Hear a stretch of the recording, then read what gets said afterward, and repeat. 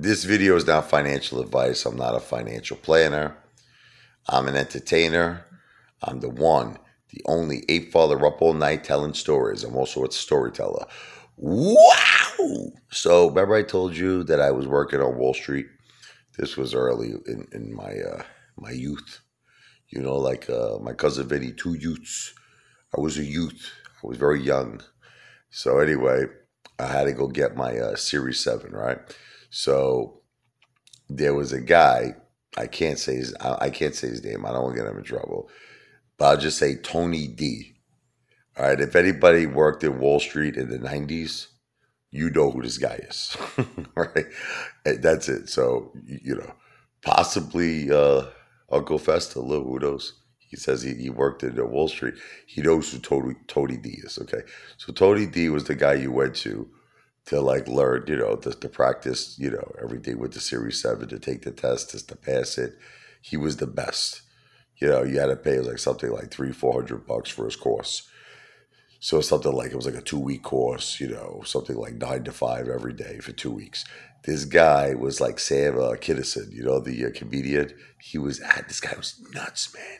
He would go to your face. He would be like, say it. What's the answer? What's the answer? Right? And if you didn't get it right, I saw him one time, right? He threw a kid on the floor, right? He was sitting like, we have, you know, those desks where it's like, you know, you sit and then you got the, you know, what do you call the desk kind of like goes around your stomach, you know what I'm talking about? So he threw the kid out the floor. He picked up this desk. He blasted it. We were like on the 30th floor of this building. He blasted it out the window, the desk, because the kid got the answer wrong. I've never seen anything like it in my life. This guy was a certifiable psychopath, like a nut. Okay, so, you know, he liked me. You know, we got along, you know. So what I'm about to tell you, listen to me. I don't care if you don't believe me. On God, this is the truth, okay? You know, oh my God, I have such crazy Wall Street stories. You don't even know. You don't even want to know the crazy Wall Street stories. This is only one of many.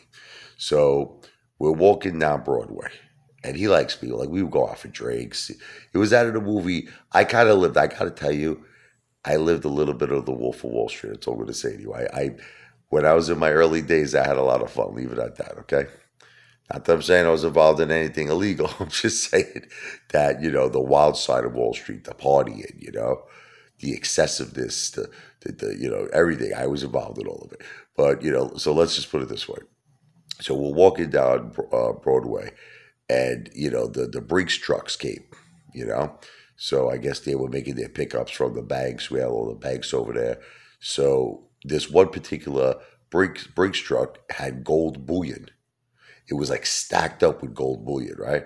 So he goes, Richie, he goes, you see that?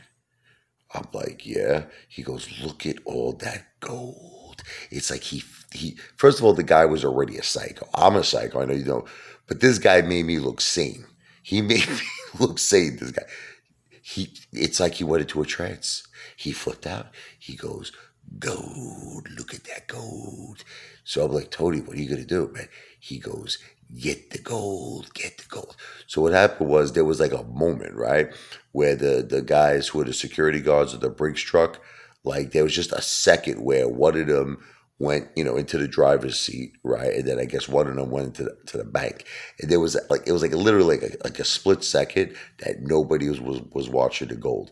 He literally jumped onto the truck. I swear, I kid you not. I kid you not. He grabbed maybe like a bar. It was like, those bars are heavy, man. I think he took 1 or 2 bars, and he started like, you know, like kind of walking away, right? So anyway, like I didn't participate in this. He did this on his own like behalf. I was just watching him, like, you know, that song by Beth Midler, From a Distance. I was not anywhere near that. So of course they saw what he did. The other security guard ran out from the front seat of the truck. The other one ran out from the bank. They drew guns on him, and they arrested him. He went to jail, and they took the gold bullion back. And so obviously the Series 7 class was canceled. Money was refunded. I saw him like, I don't know, a year later or something.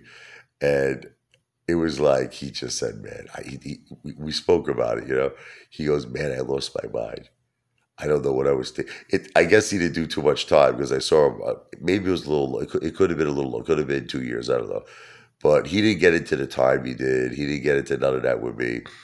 He just told me, man, I lost it. That's it, bro. I had a moment of insanity. Maybe that's how he got off. Maybe his lawyer worked out some sort of an insanity thing where he went to like a mental hospital maybe for like 6 months to a year. Who knows? He didn't tell me. Another story for you.